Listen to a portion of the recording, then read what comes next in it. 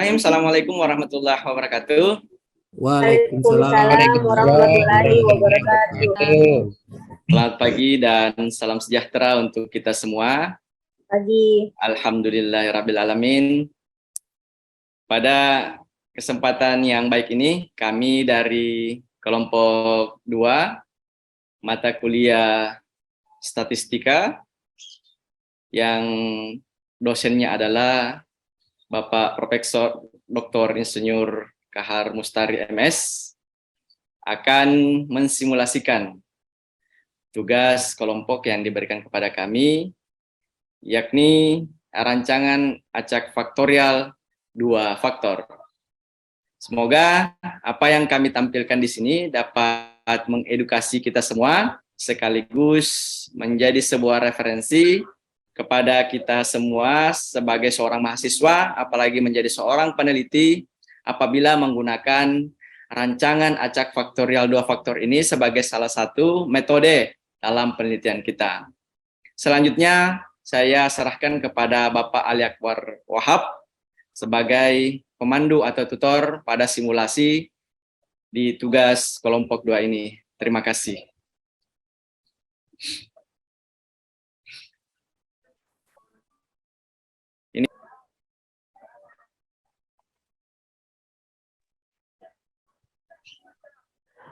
Baik, terima kasih kepada Pak Darmawan selaku host pada kesempatan kali ini. Ya, seperti dijelaskan oleh Pak Darmawan, kali ini kita akan mencoba menganalisis sebuah data menggunakan aplikasi atau software SPSS, di mana data ini merupakan data rancangan acak kelompok faktorial 2 faktor. Ya, seperti yang Bapak Ibu lihat di sini, ini ada data tinggi tanaman kentang, di mana tanaman kentang ini kita berikan 2 perlakuan atau 2 faktor, yaitu adalah faktor pertama adalah faktor pemberian pupuk organik cair yang kita simbolkan dengan P, dan yang kedua adalah faktor pemberian zat pengatur tumbuh Paclobuterasol atau kita berikan simbol S. Ya, jadi ada 2 faktor, ada faktor P dan faktor S, di mana masing-masing perlakuan ini itu dibagi dalam 3 kelompok atau 3 ulangan.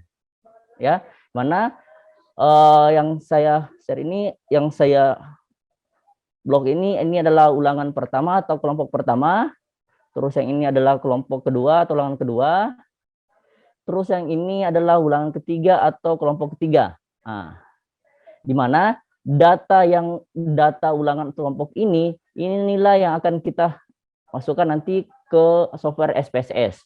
Nah, tapi sebelum itu Bapak Ibu sekalian, untuk memudahkan kita mengolah data di SPSS, ada baiknya data tinggi tanaman yang ada di tersebut itu kita ubah bentuk datanya menjadi kayak gini Bapak Ibu ya. Ini. Nah, jadi kita bagi 4, ada kelompok, ada faktor P, ada faktor S, dan hasil perhitungan tinggi tanaman kentang tersebut. Ya. Baik, karena datanya sudah saya ubah, langsung saja kita buka aplikasi SPSS Bapak Ibu. Ya. Nah, di sini ada beberapa data.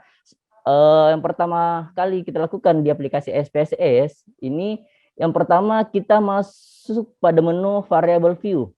Ya, di mana menu variable view ini di sini kita akan tuliskan tadi data yang sudah kita ubah itu ada 4 bagian tersebut. Itu adalah yang pertama adalah kelompok, yang kedua adalah faktor P, yang ketiga adalah faktor S, yang keempat hasil tinggi tanaman kentang. Nah, baik, dan kita terus setelah ini kita tuliskan, selanjutnya kita masuk ke menu label ya, untuk memudahkan kita ya, kelompok tadi adalah kita ubah jadi ulangan, terus faktor P kita ubah, kita tuliskan pupuk organik cair, untuk faktor S kita sebutkan zat PT-nya itu Paclobuterasol. Yang keempat tinggi tanaman adalah kita sebutkan di sini di label adalah tinggi tanaman.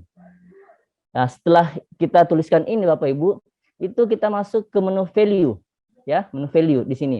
Nah, di sini saya sudah di sini kita masukkan untuk value-nya untuk kelompok itu ada 3 jenis kelompok ya. Kita di sini pertama angka value-nya 1 untuk labelnya kelompok 1. Setelah itu kita add ya. Begitu seterusnya sampai kita masukkan data 3 kelompok ini. Terus setelah itu kita masukkan oke.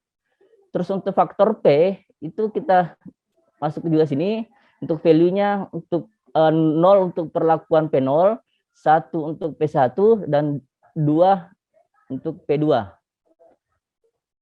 Terus untuk faktor S ya 1 untuk S0, 2 untuk S1, 3 untuk S2, 4 untuk S3. Nah, setelah kita selesai menginput data yang ada di sini Bapak Ibu, itu kita akan masuk ke menu data view. Ya, di mana data-data di sini itu kita ambil dari data ini Bapak Ibu ya. Untuk kelompok tadi kita copy kelompok masuk ke sini kelompok 1. Untuk faktor P kita copy semua Bu. Kita copy. Saya langsung copy semua Bapak Ibu ya. Saya tidak usah masukkan satu-satu agar cepat. Nah, kita copy langsung.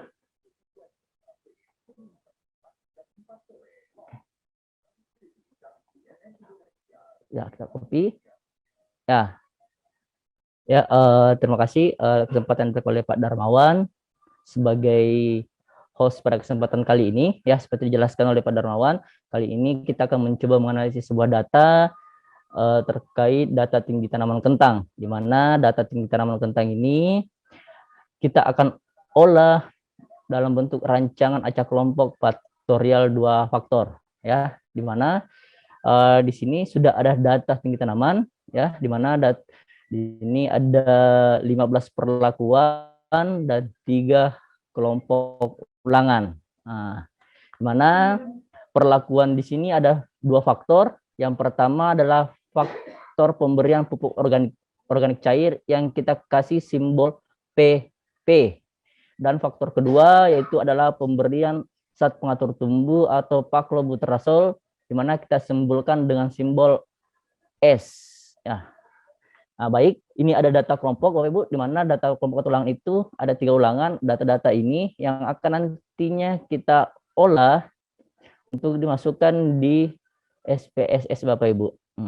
Tapi sebelum kita masuk di SPSS, data yang ada ini itu sebaiknya kita ubah dulu bentuknya agar memudahkan kita untuk masukkan data di SPSS. Nah, bentuknya seperti apa untuk memudahkan kita? Ya, itu di sini Bapak Ibu ini. Bentuknya kita ubah kayak gini. Jadi ada 4 tabel ya.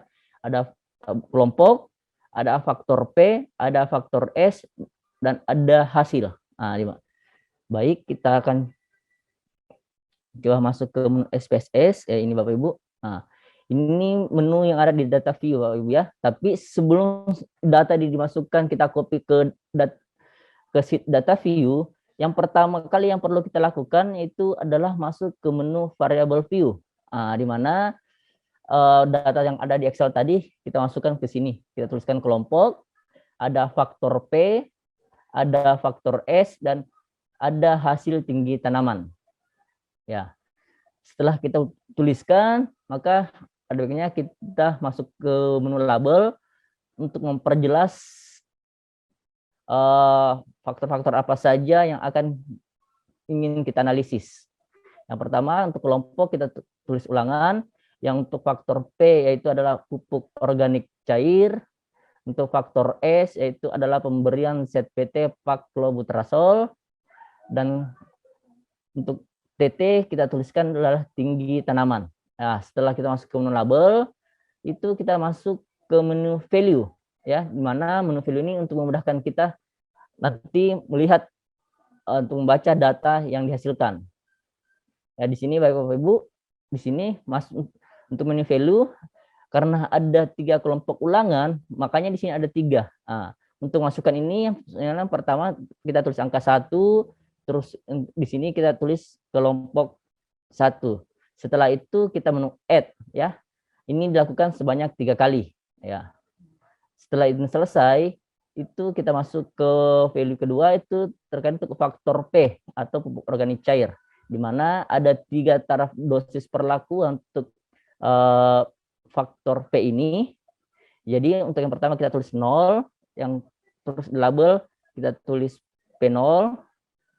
Setelah itu kita add, maka muncul ini ya. Ini diulangi 3 kali juga sesuai dengan jumlah perlakuan yang ada. Terus yang ketiga itu faktor S ya, sama dengan langkah-langkah yang ada di atas. Karena perlakuan untuk faktor terus ada 5, maka kita tulis 1 di sini S0 ya. Kita add dan kita ulangi langkah tersebut sebanyak 5 kali sesuai dengan jumlah perlakuan. Oke. Nah, setelah ini selesai kita input, selanjutnya kita masuk ke data view Bapak Ibu. Ya, di mana data view ini data-data yang inilah tadi yang kita copy dari menu Excel yang pertama ya, ini ya. Ini yang kita copy masukkan ke data view tadi. Ini. Ya, jadi setelah itu kita copy, kita paste ke sini Bapak Ibu. Ya. Setelah langkah-langkah datanya sudah selesai kita input, sekarang kan kita ingin menganalisis data-data yang ada di sini Bapak Ibu ya.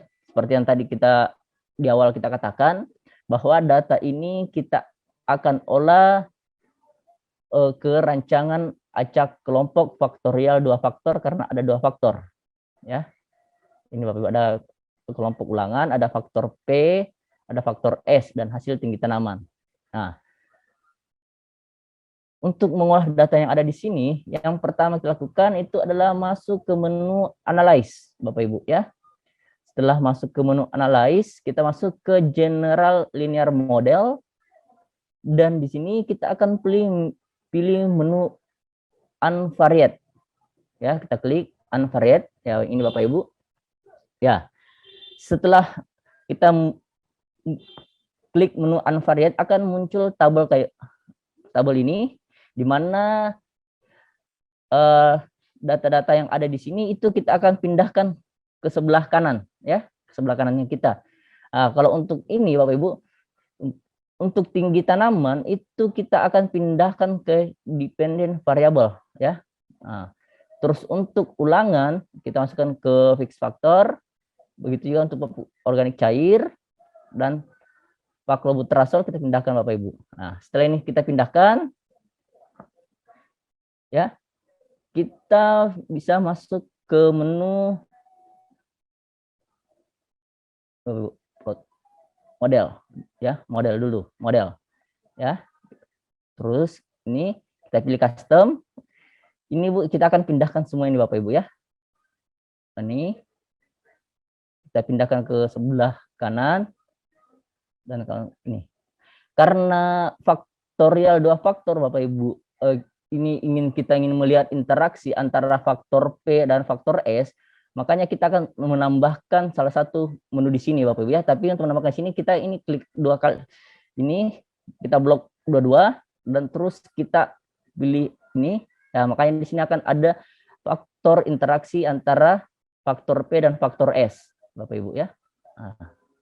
Setelah ini kita pindahkan semua Bapak Ibu, kita klik continue. Ya. Klik continue.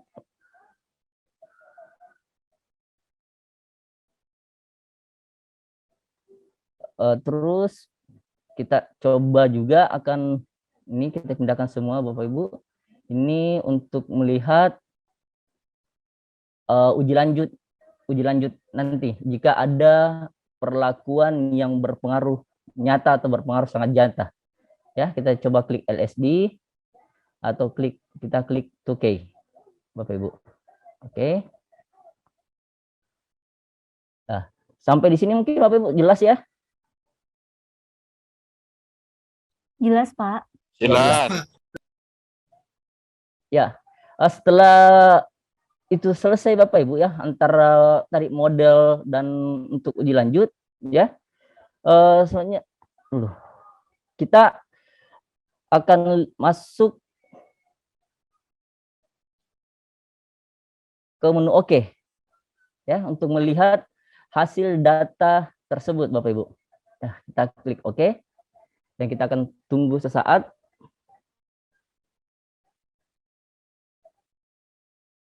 hasilnya ini Bapak Ibu ya. Ya, ini hasil analisis ya. Nah, ini Bapak, untuk melihat apakah ada interaksi, ada yang berpengaruh nyata dan tidak nyata, kita lihat di tabel ini Bapak Ibu. Ya. Nah, kita lihat di kelompok.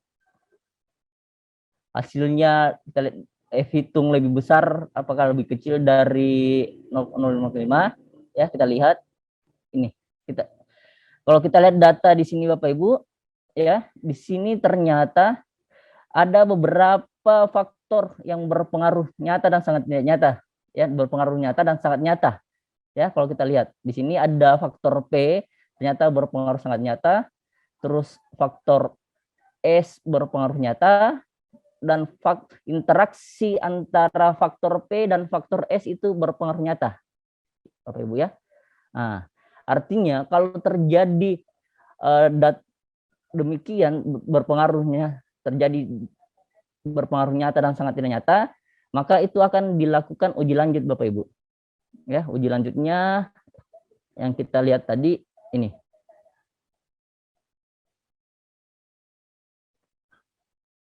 Ini untuk uji 2K-nya Bapak Ibu ya. Ini kita lihat ke ini dulu mana. Ya nih, uji 2K Bapak Ibu. Nah, jadi artinya di sini ada H1 untuk ini faktor P itu H1 diterima dan H0 ditolak, sama juga dengan faktor S, faktor P dan sama juga dengan interaksi antara faktor P dan faktor S, H1 diterima, H0 ditolak Bapak Ibu ya. Nah, sekarang kita akan mencoba membandingkan nilai yang ada di sini Bapak Ibu dengan data yang sudah dikelola di Excel Bapak Ibu ya. Kita lihat dulu.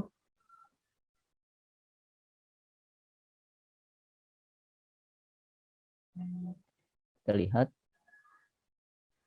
apakah nilainya sama apa tidak.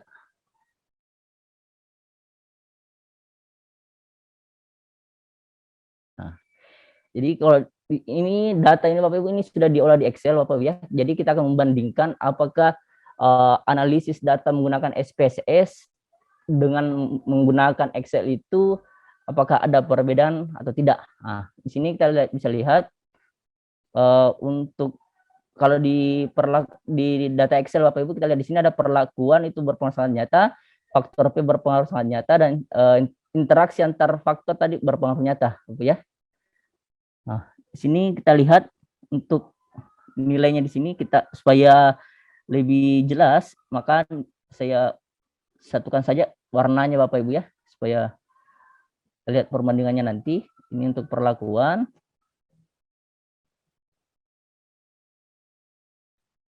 Terus untuk faktor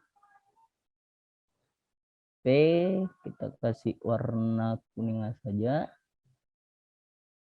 Yang yang nyata saja Bu ya. Kita lihat perbandingannya. Nih. Terus ini faktor P tadi salah. Nah, ini ya faktor P. Kita lihat faktor P itu warna kuning. Interaksi antar perlakuan warna hijau. Dan untuk perlakuan